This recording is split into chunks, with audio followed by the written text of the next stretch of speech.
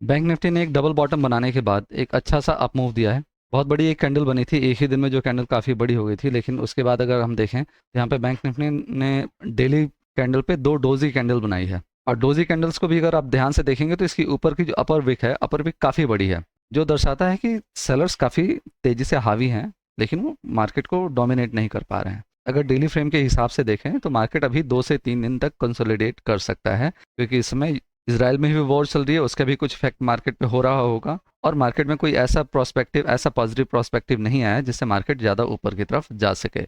और यहाँ पे अगर आप देखेंगे, ध्यान से देखेंगे अगर, तो यहाँ पे डेली टाइम फ्रेम में एक कंसोलिडेशन किया था मार्केट ने इसी रेंज के आसपास 44,800 से 44,500 के बीच में काफ़ी देर तक कंसोलिडेशन किया था, लगभग 1 से 1.5 हफ्ते तक। तो हो सकता है कि इस रेंज में मार्केट 2 से 3 दिन तक और रुकी रहे। चलिए चेक कर लेते हैं 15 मिनट में मार्केट क्या कर सकता है, और देखेंगे कि कल मार्केट किस तरह से बिहेव कर सकता है, यानी 13 अक्टूबर को मार्केट किस तरह से बिहेव कर सकता है। 15 मिनट का टाइम फ्रेम लगा लिया हमने। कल अगर देखेंगे तो कल मार्केट ने काफ़ी कम रेंज में ट्रेड किया था। 44,700 से 44,400 के रेंज में कल ट्रेड किया था। और आज के दिन में देखेंगे तो आज एक जो मॉर्निंग में एक 15 मिनट की कैंडल बनी थी, मॉर्निंग में जो एक कैंडल बनी थी 15 मिनट की, 200 पॉइंट की कैंडल थी, और इसी 200 पॉइंट के कैंडल के अंदर ही मार्केट ने आज क्लोज दे दिया है। सिग्निफिकेंट कोई भी काम नहीं हुआ मार्केट में, सिर्फ मार्केट ऊपर नीचे घूमते रही है। इसका मतलब यह है कि अभी मार्केट में इनडिसीजन है, ना तो बुल्स डोमिनेट कर रहे हैं, ना ही बियर्स डोमिनेट कर रहे हैं। बुल्स को डर लग रहा है कि हो सकता है मार्केट गिरे, और बियर्स को डर लग रहा है कि हो सकता है कि मार्केट बढ़े, क्योंकि इस समय काफ़ी चॉपी सिचुएशन बनी हुई है मार्केट में।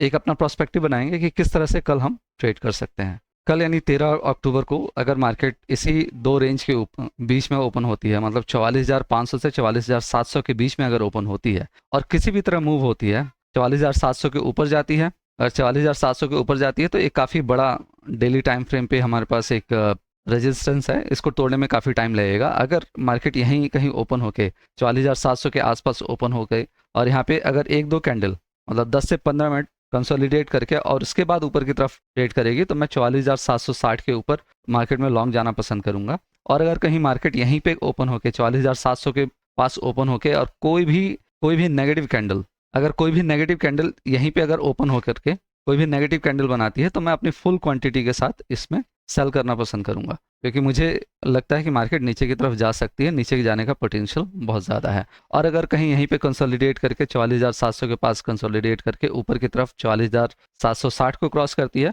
तो मैं अपनी आधी क्वांटिटी के साथ बाई करना पसंद करूंगा। ठीक उसी तरह अगर मार्केट कहीं पे 44,500 के आसपास ही ओपन होती है, 44,500 के आसपास ओपन होती है और यहाँ पे अगर कंसोलिडेट करती है, 15 से 20 मिनट कंसोलिडेशन के बाद अगर ऊपर की तरफ मार्केट जाती है, 44,600 के ऊपर की तरफ मार्केट जाती है, तो मैं अपनी आधी क्वांटिटी के साथ, जो नॉर्मल क्वांटिटी है उससे आधी क्वांटिटी के साथ बाई करना पसंद करूंगा। और जो मेरा पहला टारगेट होगा वो 44,700 होगा, और दूसरा टारगेट हो जाएगा मेरा 44,800 का। और अगर मार्केट कहीं इसी पे ओपन होकर, अगर मार्केट 44,500 के आसपास ओपन होकर कंसोलिडेशन करती है और उसके बाद नीचे की तरफ ट्रेड करती है, तो मैं इमीडिएट ट्रेड लूंगा 44,500 के नीचे जैसे ही मार्केट जाएगी। 44,500 के नीचे मार्केट जाते ही मैं अपनी फुल क्वांटिटी से ट्रेड करूंगा, और मेरा पहला टारगेट होगा 44,400 और दूसरा टारगेट होगा मेरा 44,200। तो ये मेरा 13 अक्टूबर के लिए मार्केट में बैंक निफ्टी का व्यू है।